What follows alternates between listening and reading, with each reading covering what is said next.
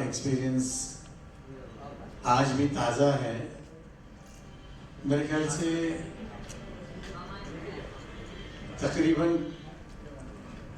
37-38 साल हो रहे इस गाने को। और मैं पहली बार राजा साहब से मिल रहा था। इलैयाराजा जी जो भारतवर्ष के one of the top most और हाईएस्ट टैलेंटेड संगीतकार, जिन्होंने मुझे खूबसूरत गाना दिया।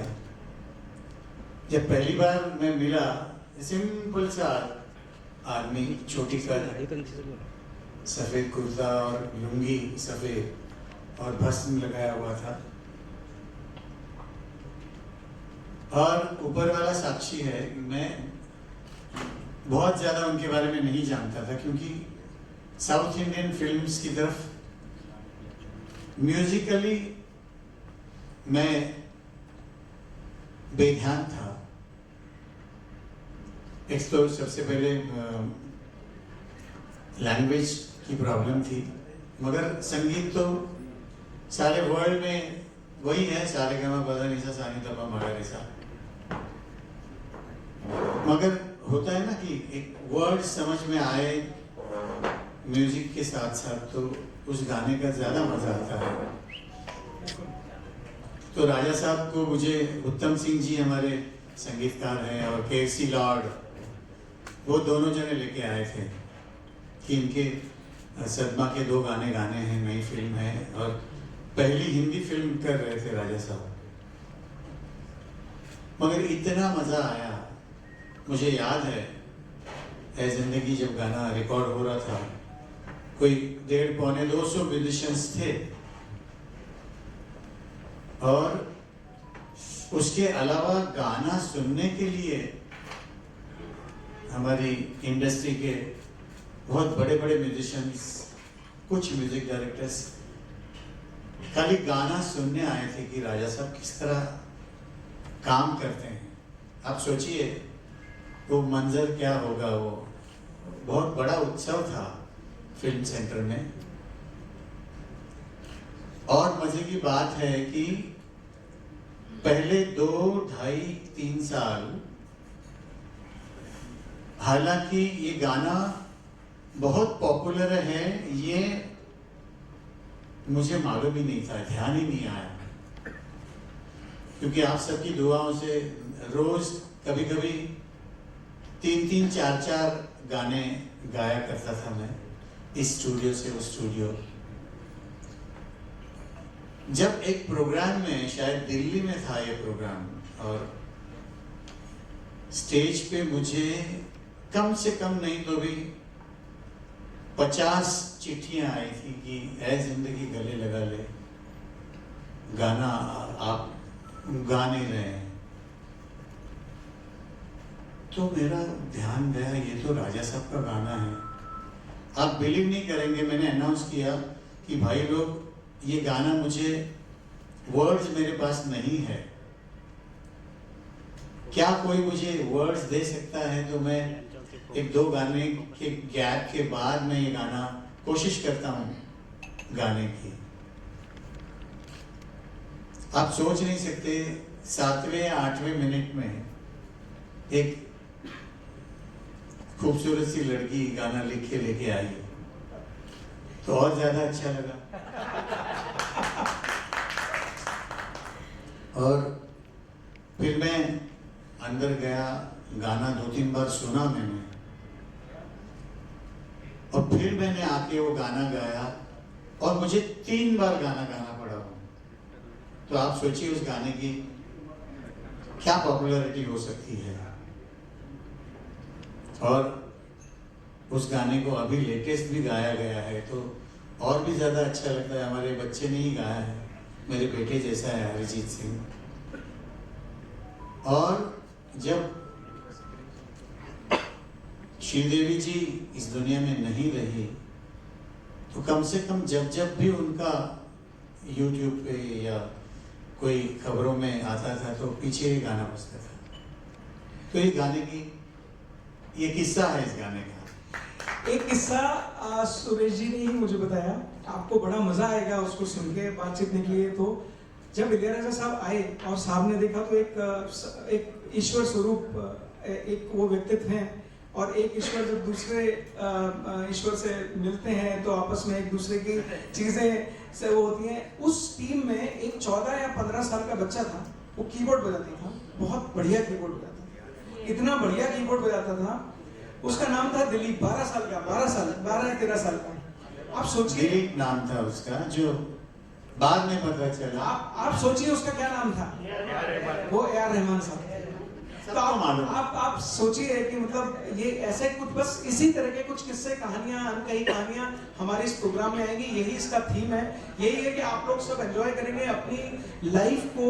जिस प्रकार आप भी समझते हैं कि हमारी लाइफ में कितनी परेशानियां हैं, लेकिन कुछ छोटी सी खुशियां हमारी उन सब परेशानियों को दूर कर देती है। वही है ये जिंदगी गले लगा ले विद सुरेश वाडकर साहब। और ये मेरा वादा है दोस्तों आपसे कि इस प्रोग्राम में जितना सुरेश वाडकर साहब ने जान डाली है, मैं इतना बता सकता हूं कि आप सबकी जिंदगी, आपकी जिंदगी आपको गले जरूर लगा। और बहुत खट्टे मीठे हमारे जो अनुभव है, किस्से हैं, वो इस प्रोग्राम में आने वाले हैं, जो हो सकता है आप लोगों ने नहीं सुने हो। तो खट्टे और मीठे, तो आप जान सकते हैं खट्टे में कितनी खटास होगी और मीठे में कितनी मिठास होगी। 2 से 3 पेज लिखे जा सकेंगे आराम से खट्टे में आप लोगों के लिए। तो मैं बहुत आभारी हूँ कुमार भाई का, और नाम भी इनकी प्रोडक्शन का स्टूडियो रिफ्यूल। तो रिफ्यूल तो रोज ही करना पड़ता है, तो फिर स्कूटर हो या आपकी रोल्स रॉयस हो, पेट्रोल तो वही पड़ता है। तो मज़ा तो पेट्रोल का ही आने वाला है। और मैं चाहता हूँ, ये मैं पहली बार जिंदगी में इस तरह का कोई शो प्रोग्राम रेडियो के लिए कर रहा हूँ सबसे पहले। फिर साइमल्टेनियसली हम लोग इसके शोज भी प्लान कर रहे हैं। ये कारवां बनता रहेगा दोस्तों।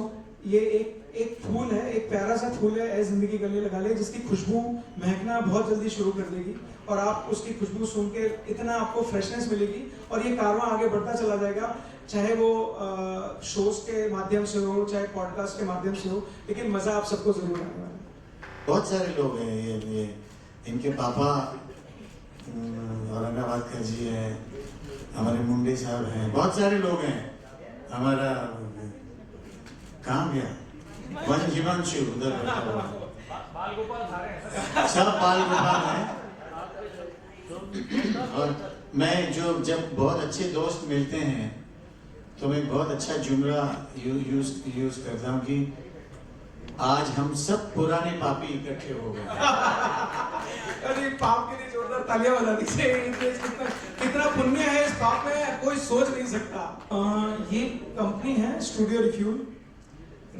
मेरा ऐसा मानना है, देखिए मेरी व्यक्तिगत सोच है, लेकिन मैं आपके साथ शेयर कर रहा हूँ। और इतने बड़े इतने मंझे हुए और इतने लेजेंडरी कलाकार हैं, मैंने ये इनके साथ शेयर किया तो मुझे इन्होंने आशीर्वाद स्वरूप ये कहा। हाँ, तो आप समझ लीजिए कि ये स्टूडियो रिफ्यूल क्या है सर, कि मेरा ये मानना है कि ऊपर ईश्वर जब हमें नीचे धरती पर भेजता है तो एक फ्यूल डाल के भेजता है कि इतना चलेगा। जो चाबी भर के हम सोचते हैं कि ये चाबी भर के, एक गाना भी था, जितनी चाबी भरी राम ने उतना चला खिलौना, तो वो एक रिफ्यूल भेजते हैं। लेकिन हमारे कुछ परिस्थितियां ऐसी हो जाती हैं कि या तो फ्यूल जल्दी खत्म हो जाता है हमारी लाइफ से, या वो हम इधर उधर कहीं लगा देते हैं। तो सेकेंड रिफ्यूल हमारे पास कहाँ से आए? धरती पर हमें ऊपर दोबारा जा नहीं सकते, और ऊपर जाएंगे तो दोबारा नीचे आ नहीं सकते। तो सेकेंड रिफ्यूल जो है वो है संगीत। मेरा मानना यह है कि संगीत में इतनी ताकत है कि जो सुर है ये आपकी जिंदगी के हर जगह अंग बन के आपके शरीर में रहते हैं। आप सा बोलेंगे तो आपका एक अंग काम करेगा, रे बोलेंगे।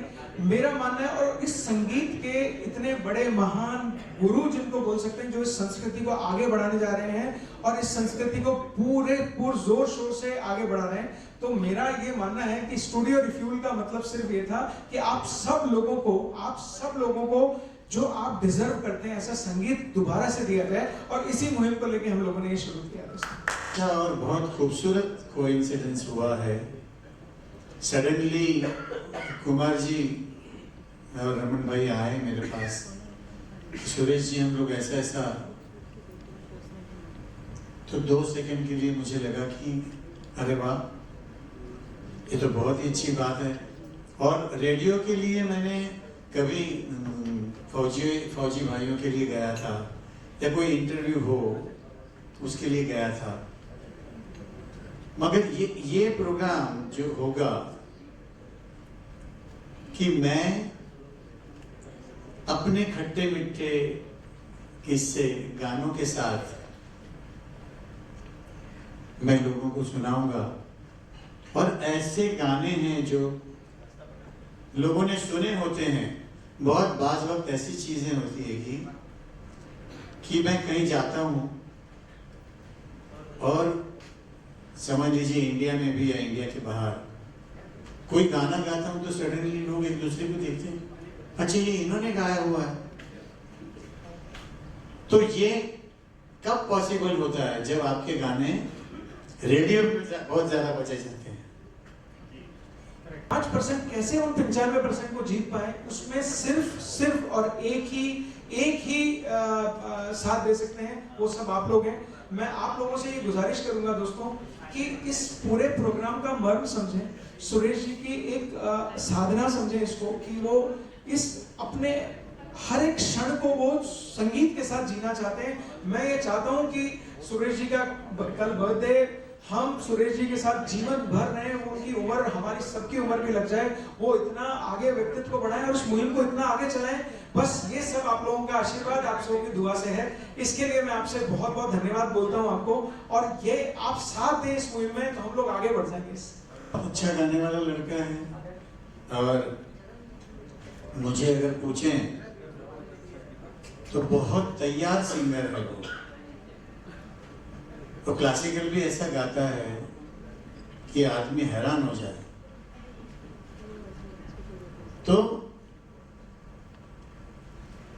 और हमारे बेटों जैसा है, पद्मा को तो अभी भी वो मॉम ही बोलता है, क्योंकि उसके फेम गुरुकुल में ये उसकी मेंटर थी।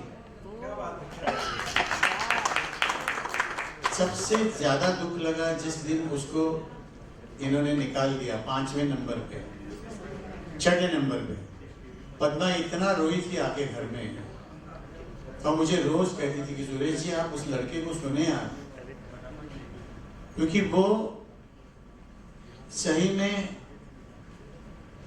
म्यूजिकल दुनिया में अपने आप में ही मस्त रहता था। वो बाकी के बच्चे हो सकता है मस्ती कर रहे हुए उधर, ये एक कोना पकड़ के सुरमंडल लेके गाने का रियाज करते बैठता था। जब उसका मैंने गाना सुना ऐ जिंदगी, बहुत खूबसूरत लगा। उसने अपनी आवाज में एक बहुत खूबसूरत उसका गुलाब बनाया था उसने, जो हमको बहुत अच्छा लगा। भगवान उसकी हमेशा रक्षा करें और भरपूर गाते रहे, ये हमारी ख्वाहिश है और उसका आशीर्वाद है। मैं माफी चाहूंगा बीच में लाने, रिवील अभी इसलिए नहीं कर रहा हूँ कि कुछ चीजें पर्दे के पीछे हैं तो उनका आनंद कुछ और ही आता है। तो अभी ये एपिसोड्स अगले वीक से बनना शुरू होंगे, लगभग 200 एपिसोड हम लोग बना रहे हैं। ये प्रोग्राम दर्शकों के सामने या रेडियो पे जब भी है, ये मेरे ख्याल से आप ये मान के चलिए कि दिवाली का हम आप सबके लिए गिफ्ट होगा। बट किस चैनल पे आएगा ये शायद ऐसी एक प्रेस कॉन्फ्रेंस हम करेंगे, उस टाइम पे हम रिवील करेंगे। सुरेश जी, मेरा लास्ट सवाल आपके लिए, आपने ना खट्टी मीठी बातें बताएंगे आप, मीठी बातें तो खैर बताएंगे ही, खट्टी बातों को कितना एडिट करेंगे? खट्टी बातों को एडिट नहीं किया जाता है, क्योंकि वो होती ही खट्टी है, तो कितना एडिट करेगा इंसान। आई प्रॉमिस कोई खट्टी बात एडिट नहीं होगी। खट्टी बात सुन के ही तो आपके मुंह में पानी छूटेगा ना, तो उसको तो पूरी बोलनी पड़ेगी। और शायद वो सीख होगी। वो सीख होगी इतने बड़े लेजेंडरी इंसान जिसके लिए खट्टी होगी ना, उसकी जिंदगी बन गई। क्यों? क्योंकि उसको किसी ने बोला नहीं कि जब आदमी कलाकार बहुत बड़ा बन जाता है, बहुत आगे बढ़ जाता है, तो उसकी कमियां किसी को नजर नहीं आती, उसकी अच्छाई नजर आती है। लेकिन इतना बड़ा लेजेंडरी एक व्यक्ति जब वो खट्टी बात बोलेगा तो वो इतना ज्यादा, मतलब उसको कहते हैं ना चंदन और पानी, वो सब कुछ हो जाएंगे, उनकी ग्रोथ और बढ़ जाएगी इससे। देव जी आप आए, ये सब माता और पिता का आशीर्वाद होता है, हम तो कुछ होते नहीं है, जीन्स होते हैं। आप जो पिताजी, मेरे पिताजी कथावाचक थे और बड़े ही सुरीले गीत भजन गाया करते थे, उसी तर्ज पर हम लोग कुछ आगे बढ़े। लेकिन जीवन देखा जाए तो बहुत कठिन है और देखा जाए तो बहुत सरल भी है। आप कैसे अपनाते हैं इस बात को आपको देखना होता है। बट कठिनाइयों का जो जीवन होता है उसमें बहुत कुछ सीख मिल जाती है इंसान को। तो ये यूँ मान लीजिए कि जैसे किसी को जीन्स में डायबिटीज होती है, किसी को वो होती है। मुझे संगीत नहीं आता है, मैं इतना ज्ञान नहीं रखता संगीत का, लेकिन हाँ मैं संगीत के लिए जीता हूँ। ये प्रोग्राम यहाँ आना, सुरेश जी तक मुझे पहुँचाना, रमन भाई का माध्यम, सचिन भाई का माध्यम यहाँ तक ले आया, तो मैं खुद नहीं आया, ये किसी ईश्वर की लीला है जिसको मैं सिर्फ, उन्होंने मेरी उंगली पकड़ी और मैं यहाँ तक चलाया। इसमें मेरा कोई योगदान नहीं है, कोई भी योगदान नहीं है सर। मुझे जिस लायक ईश्वर ने बनाया, मेरे माता पिता ने बनाया, मेरे दोस्तों ने बनाया, मैं उसी तर्ज पर आगे बढ़ रहा हूँ। क्या बात, सुपर। देखिए मैंने जिनसे गाना सीखा है, मेरे गुरुजी पंडित जियालाल वसंत, जब मैं उनके पास आया था तो मैं गिरण गांव से हूँ। आप समझते गिरण गांव? नहीं, गिरण गांव जहाँ मिल्स बहुत है, परेल एरिया, लोअर परेल, मेरा जन्म वहां से है। हम तो थोड़ा भी बच्चा बड़ा होता है हमारे घरों में तो 15-16 साल की उम्र में उसको नौकरी करनी पड़ती है। मगर बचपन में मेरे ख्याल से 4 साल का था, तब मेरे फादर को बहुत शौक था म्यूजिक का। उन्होंने जब मुझे गाते हुए सुना ना, तो उनको लगा कि ये मेरा बच्चा अच्छा गा सकता है अगर मैं इसको गाना सिखवाऊं। मगर हम लोग अफोर्ड नहीं कर सकते थे, तो मुझे गुरुजी के पास लाके उन्होंने छोड़ दिया कि पंडित जी आप इसको, मुझे ना इसको बैरिस्टर बनाना है ना डॉक्टर बनाना है, मगर मेरा बेटा एक अच्छा गाने वाला होना चाहिए, इसके लिए हम इसको इधर छोड़ देते हैं। हम लोग कभी आएंगे नहीं, पूछेंगे भी नहीं, बस आप इसको गाना सिखा दीजिए। तो मैं बड़ा भाग्यशाली हूँ कि मेरे मदर फादर ने ये मेरे लिए सोचा। तो उन्होंने कभी किसी से एक नया पैसा फीस नहीं ली। पहली बैच वो म्युनिसिपल स्कूल से लाए थे। ऐसे ही मैं 8 या 9 साल का था तब उनके पास गया। फिर जिसको सदगुरु मिल जाता है जिंदगी में, उसको सब कुछ मिल जाता है। तो मैं गुरु घर में रह के गाना सीखा, मेरी पढ़ाई लिखाई पूरी की। तो गुरुजी के जाने के बाद मैंने सोचा कि कहाँ कश्मीर से आए थे हम, बच्चों को अपने पैरों पे खड़ा किया इन्होंने। तो ये जो उन्होंने पेड़ लगाया है, इसको अभी सींचना, बड़ा करना हमारा धर्म है। तो म्यूजिक स्कूल जो आजीवासन आप आते रहते शायद, बिल्कुल उसका निर्माण हुआ। आज वहाँ 2-2.5 हजार बच्चे गाना बजाना सीखते हैं। उसी में से मेरे बहुत सारे स्टूडेंट्स जो आप लोग सुन रहे हैं इन दिनों, स्वप्निल बांदोड़कर है, विजय प्रकाश है, राहुल वैद्य है, हमारा श्रेयस पुराणिक है, रविकांत त्रिपाठी है। और अभी आपने नया सुपरस्टार अथर्व बख्शी जो अभी अभी जीता है, वो मेरे आजीवासन का ही स्टूडेंट है। तो सोचिए हमने ये बीड़ा उठाया है कि नई जनरेशन हम हमारे सुनने वालों के लिए इस दुनिया में लाए। तो ये हमारा बेसिक हमारा आजीवासन बनाने का ये विचार था और बहुत अच्छे से अब इस वक्त आजीवासन का बहुत नाम है सारी दुनिया में, म्यूजिक की दुनिया में। और अच्छे अच्छे बच्चे आप सुन के हैरान हो जाएंगे, ऐसे ऐसे बच्चे तैयार हो रहे हैं। मैं सिखाता हूँ, पद्मा सिखाती है, मेरी बड़ी बहन सिखाती है, मेरी बड़ी बेटी भी सिखाती है। वो अथर्व बख्शी मेरी बड़ी बेटी का ही शागिर्द है।